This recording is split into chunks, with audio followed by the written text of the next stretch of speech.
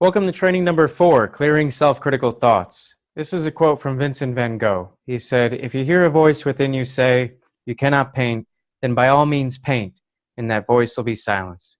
This is a beautiful quote because it captures the essence of it. It can be really that simple. Just challenge that voice, challenge that inner critic with the facts, with the reality.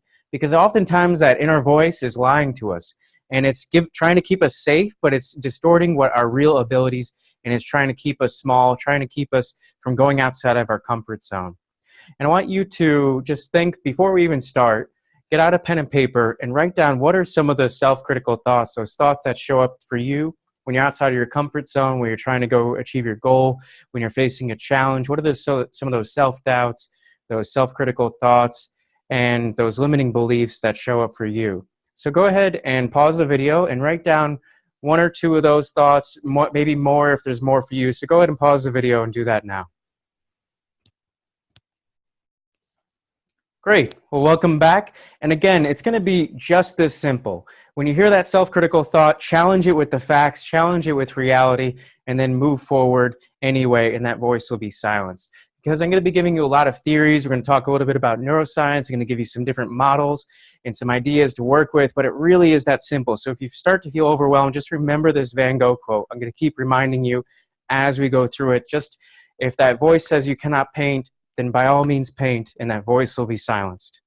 So again, last time we talked about defining a tangible outcome and then connecting the dots. I want you to look at that center slide, the center spot, the connecting the dots. And I want you to imagine you're traveling along that line, you've achieved your first step, and you're somewhere in South America.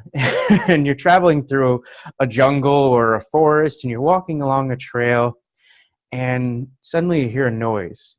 And you're not sure what it is. You're like, what is that noise? What's off there? What's in the bushes? And you're suddenly getting afraid. You're not sure what it is. You're having doubts. Maybe I should turn back. I should just go back home. What the hell am I doing in South America? What am I doing here? And then you have fears about yourself, your ability to handle the conflict, whatever is there. And you just want to go back to your old ways. So that's what this is about. When you're outside your comfort zone, you're doing things you've never done before. You're taking chances you've never taken before. You're in places that you've never been before, and you're doing things that you've never done before. So those self-doubts show up when you're outside your comfort zone like that. And the first thing you want to do when you hear that noise is to spot it. To spot that self-doubt, that fear, to identify it, and to clearly label it. And that looks like it's a coyote. So you want to clearly identify what's in front of you. And it can be kind of hard to tell. You know, when you look at that first picture, it's kind of hard to see what's there exactly. It kind of blends in with the rest of everything else, much the same way that a self-doubt will blend in with everything else. But you want to identify it and clearly label it. And then the next thing you want to do is face towards it. You don't want to run from a coyote. If you see a coyote, if you run, it will think you're prey and it will attack you. So you don't want to run, but you also don't want to attack it. You don't want to go up and punch it in the face. You want to just stand your ground, and you want to face towards it, and you want to communicate to it, I am not prey. Don't mess with me. You want to communicate that to the coyote so that coyote knows that you're not prey. It's not going to chase after you. You don't want to run from it or attack it. You just want to stand your ground and communicate to it that I'm not prey.